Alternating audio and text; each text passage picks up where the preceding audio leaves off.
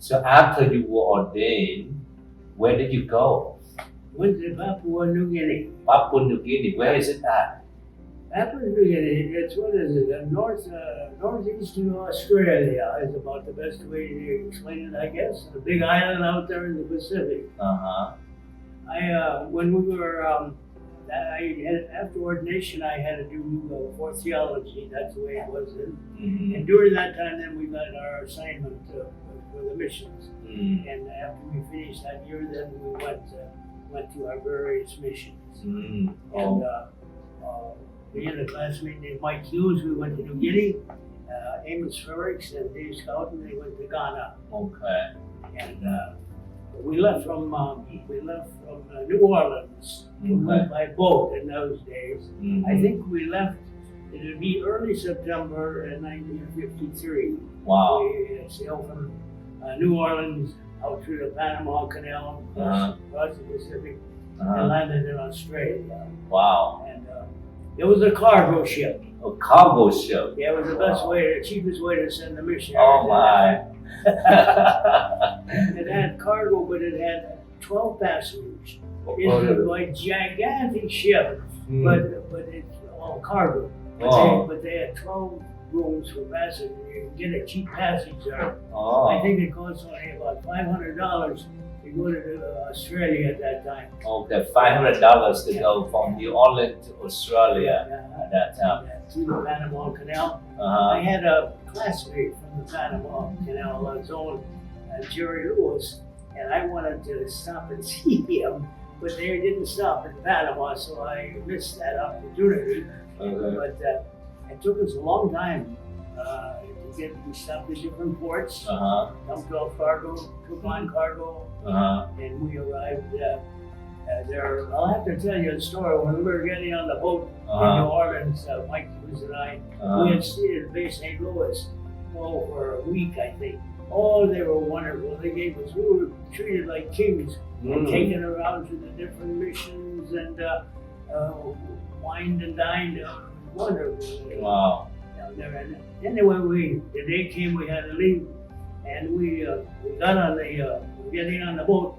And the captain was there to meet us. We were all dressed up in our collars, like the priest, you know. And he said, "Oh my God, clergyman, that's a bad omen."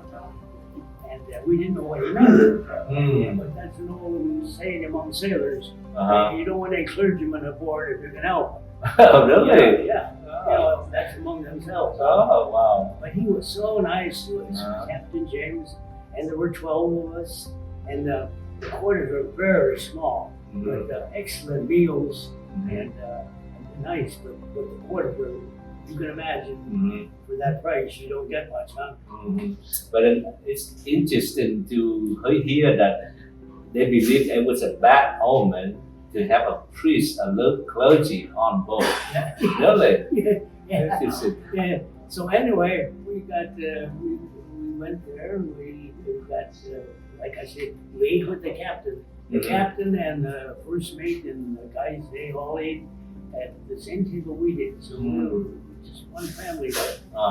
And we landed in Australia, and then the first thing they did was arrested our captain. And we were so shocked. They arrested the captain? Yeah. Why is that? He was smuggling in cigarettes. I guess a ton of them, I don't know. But we liked it. We, despite his what would you say, his sin or his fault, we just loved this guy. But they put him in jail, and we went to see him. Wow. Mike Hughes and I don't know whatever happened to the guy, but I guess it was a serious offense. I don't know. Oh, wow.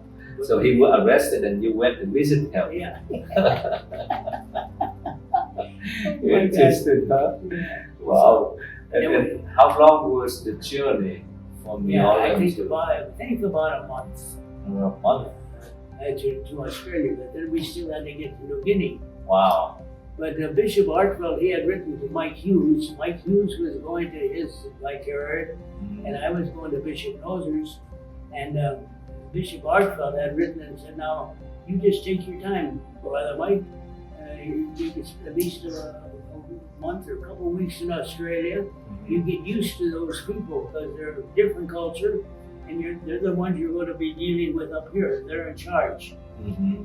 And so my bishop did right, but I just took it for granted I do what Mike did, you know. Mm-hmm. So we stayed, I think it was close to a month, I think. Really? Wow. But that might be exaggerated. But in a couple of weeks, huh? Mm-hmm. We had a house in Epping, in Epping, Australia, and then we went up to Marburg, where we had an apprenticeship and a house, and they were all so good to us. We had a wonderful time. And then we flew by flying boat from Sydney to Brisbane, and then from Brisbane we stayed there some time, and we went on to Port Moresby by airplane. And I think we landed in Lae, New Guinea, December 1st. December 1st. 1953. Oh wow! So I remember correctly. So that was a long time, a long journey, huh? From New Orleans to Papua New Guinea. Okay. We still had, we were not our destination. We still had to go to a place called Alexishafen, and we flew by small aircraft up there. And so probably the 2nd of December we landed at our destination. Oh, okay. Now, when you went to Papua New Guinea, you were given the Mission Cross, right? Could you share a little bit when you received the Mission Cross? What did you feel? Because I understand that in that time, once you went for mission, you would not return anymore, right? Is that correct? Yes. Could you share with me? Yeah, they told us that, you know, there wasn't such a thing as vacation. And the guys over there, they had been over there before the war, the Germans and the Americans. And so it looked like it might be for life. You didn't know. But there was so much excitement, and you were so happy, and you were so, what would you say, I guess full of joy. You figured, oh, I'm going to preach the gospel, and you sort of put that family and love for country in the background, if I may say that. I hate to say that, I don't know if I really mean that or not. But you were so taken up with the vocation at that time that it didn't seem to sink in. You just took it as part of the job. So you were told that you needed to put aside family, country, and cultures and everything, and commit yourself to the evangelization of the gospel. We weren't told that or taught that. But we saw what happened to the other guys. Oh, okay. You know, they didn't make a big deal of that. I don't know why. I mean, because it was.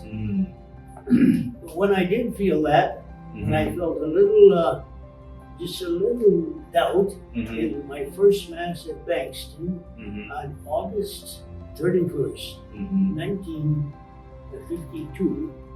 And I was, you were so idolized on that day of your first Mass. It's just overpowering. I think they all must have that. And I sort of said, boy, what am I leaving? I'm going to that place, and I have all these friends, all these wonderful people. What am I doing? I remember that. It didn't, I didn't dwell on it, but I thought about it the most ever. Oh, okay. So on that first Mass in Bankston in Iowa, so you thought of the idea of having to abandon your family and friends and everything here and move into. That really sunk in. That's really sunk in. Because when you're in the seminary here, you don't get to see much, and you're involved in your studies. And you're on one focus, huh?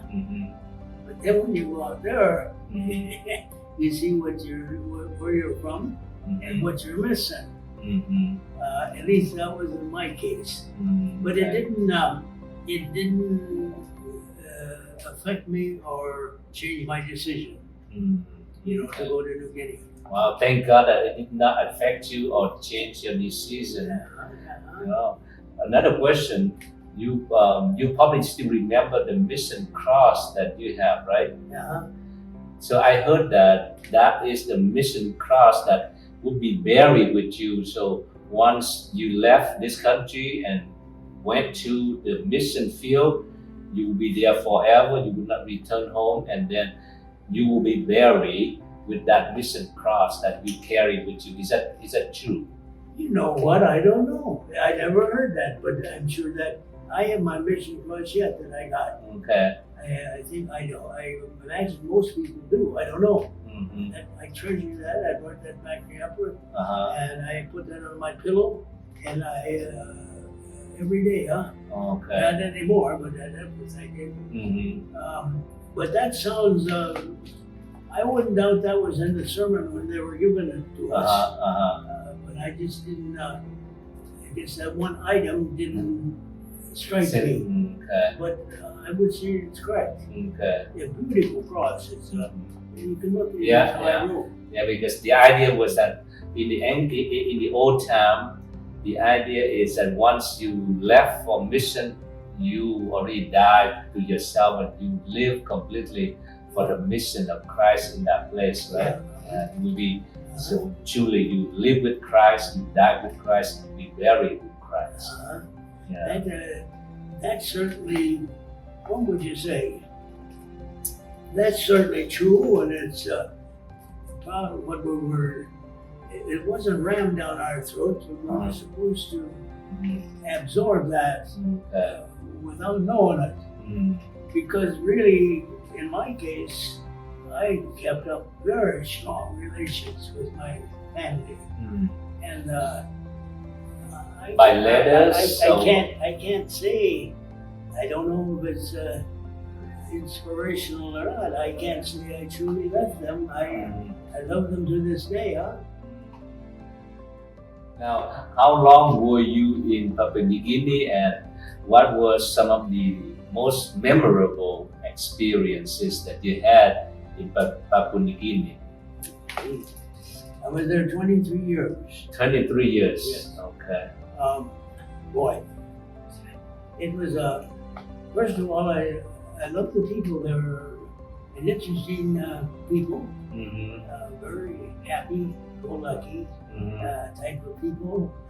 Things slow down on going from the USA to New Guinea, especially to the bushes. It's going back in time, They don't have any watches. Well, then. No watches, no clocks. No, not then. I don't know what's going on now. How did they keep the time? Well, sun's there or sun's there. Oh, so they look at the sun, sunrise and sunset. Okay. So in general, I liked them and I got along with them, and I learned their language, one or two of their languages, sort of halfway decently. And can you still speak the language? no, I forget. I don't know. I mustn't have learned it that well, Oh, okay. But I know different words. But if you would speak to me in that language now, I probably couldn't answer you. Okay. Can you say the Hail Mary or something in that language? How did I do? Well, first of all, you probably know that they have what they call pidgin English, and that's sort of a lingua franca for the whole island. Okay. It's a language that was introduced by the traders and early explorers for them to be able to trade with the native people. And but each tribe has their own language. Okay. It'd be like our Indians, for instance. I don't know if it's a good example, but you know, you have the Huron, they have their own. Okay, and the Kiowa, they have their own. The Iowa. And so I think there's over 700 languages in New Guinea. Wow. Native languages. Over 700 languages in that island. Yes. Of the population of how many people? About a couple million. couple million people. Yeah. 700 languages. Wow. Now they dispute that. The linguists, some say they're dialects, or whatever you want to call them. That's just theoretical. They're different for sure. But maybe they have a common root. I don't know. But now, how do you say "my friend" in Pidgin English? A friend belong me. Okay, that's easy, right? Yeah, that's so it. my friend, so friend belong me. Okay, what about my wife? What about my wife? How do you say my wife in You just can't get that word, Father. my husband? Oh, well, mine belong to me. Mon? Mon. Man belong to you. Oh, Mary belong to me. Pickaninny belong to me. okay. So you pick a lot of that up, don't you? Yeah. But it takes a while to. Some say it's not a good language by itself, but Father Mahalik, one of our priests there, wrote a dictionary, and it's a language on its own. He claims because if you don't know it, it sounds like sort of a jumbled English. But it has English and German and different languages with it.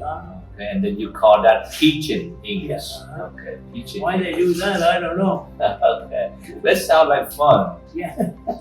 Man belong. Yeah. Okay, very good.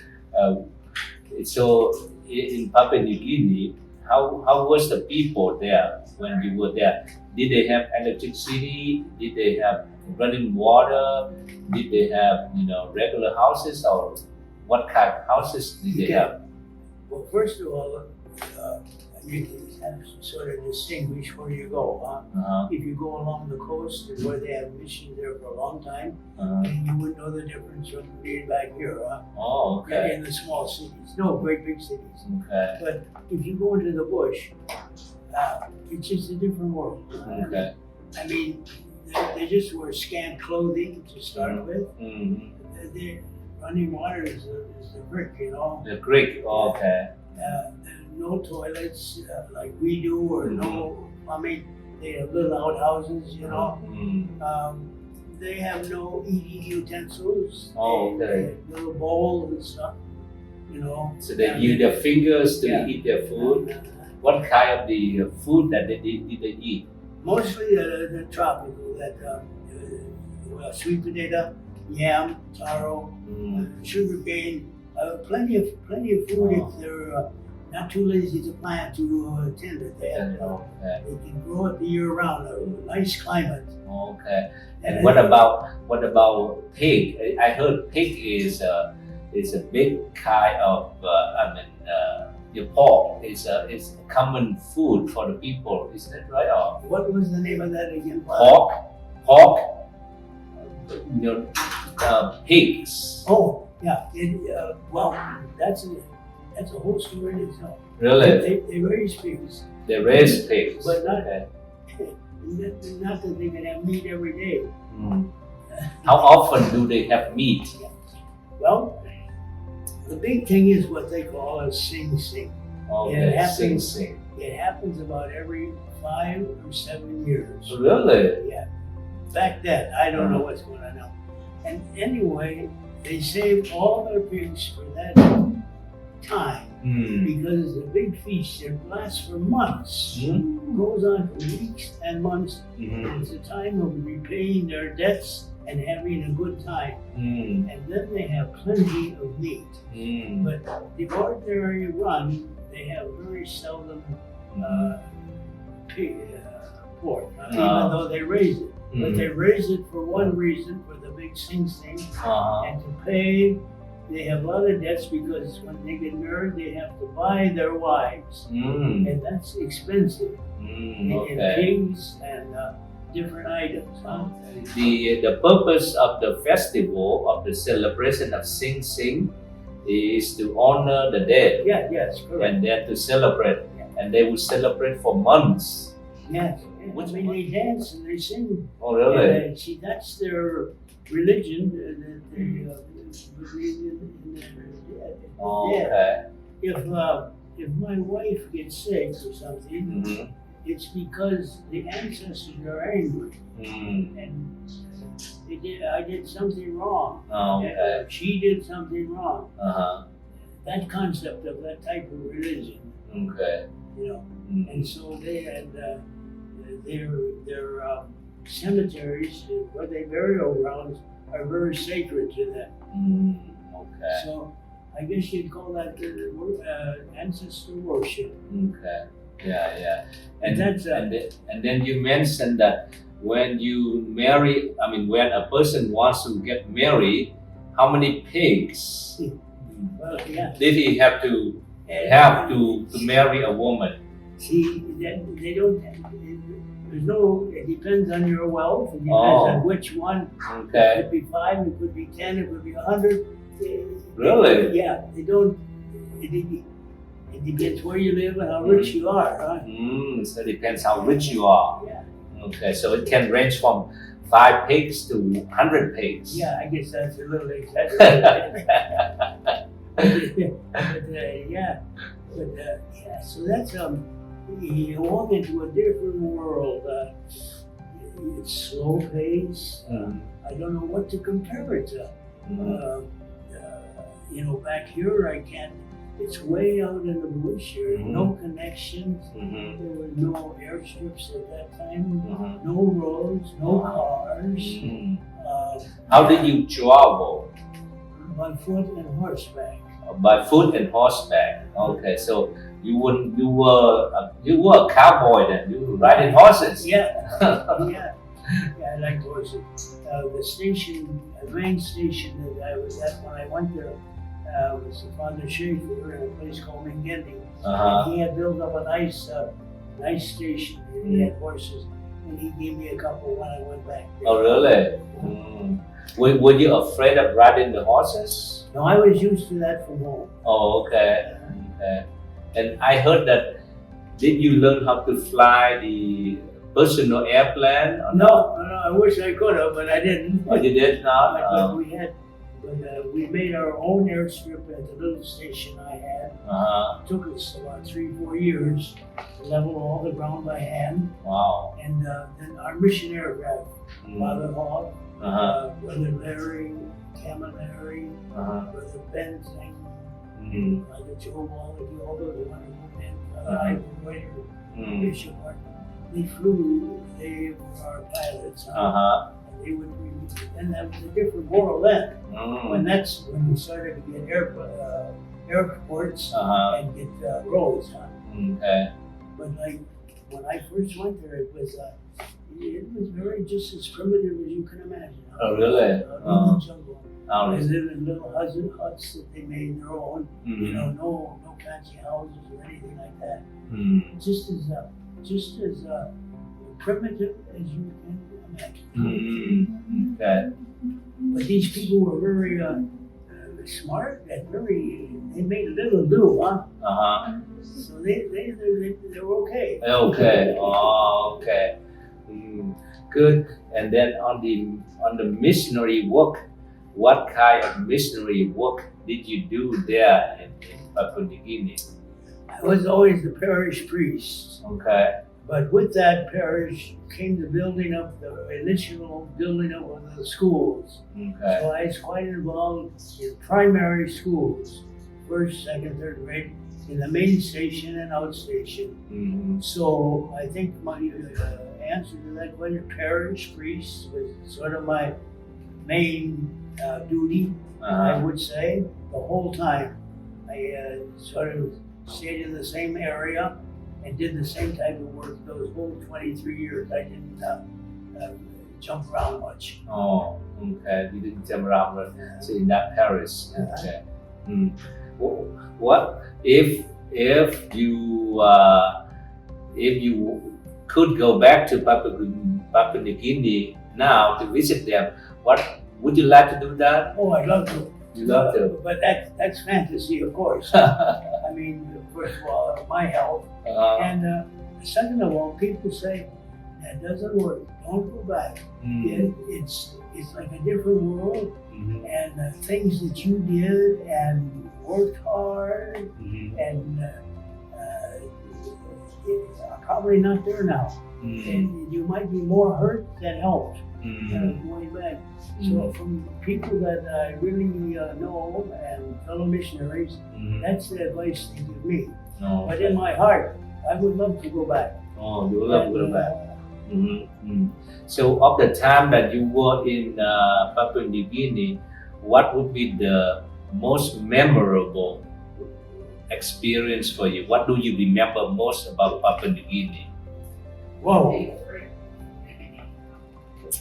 I'm speechless. I was at a place called Angulo, and that seems to be in my mind a lot. Mm-hmm. But also, my first days there, or months, was at a main station called Mengende, Mm-hmm. and I just loved it there. Mm-hmm. But then I was assigned to a place called Gogu, and that comes up an awful lot too. So I don't know what to tell you. Mm-hmm. There doesn't seem like one personal item Mm-hmm. that sticks out, but I think of places and people, and they seem like home to me. Mm-hmm. Like if I'm sitting in my room now, I'll think of when I was a boy and growing up in Bankston. That same thing goes for New Guinea. Mm-hmm. I'll sit there and think, oh, when I was in Congo. Mm-hmm. And so I'm afraid I can't answer your question. A beautiful climate, beautiful climate to start with. Mm-hmm. Fresh air, the beauty of the mountains. Mm-hmm. I remember one time I was on a mission trek. We'd go out from the main station, and I looked back, and I could see my station situated below the mountains, Mm-hmm. and it was called Mount Wilhelm.